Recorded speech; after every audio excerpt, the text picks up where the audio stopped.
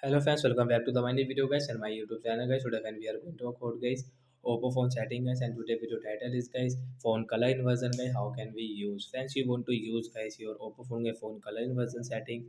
So how can we use it today guys? I will show you. I will tell you. So first of all guys, you will have to on guys color inversion to use. So guys we will on from guys phone system setting guys. We will on guys our phone system setting guys. Tap on guys your phone system setting to on color inversion. After on system setting guys, open guys accessibility setting, then guys click on vision setting and guys scroll it. Friends, you can see color inversion guys, we will tap here.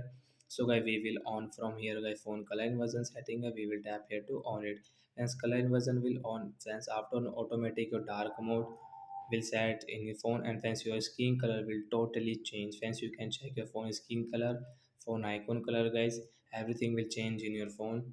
So like that guys, you can on guys your phone color correction guys, and you can use in your Oppo phone device. So that's it guys, thanks for watching the video guys. I hope friends you understood how to on and use phone color inversion setting guys. So that's it guys, bye bye.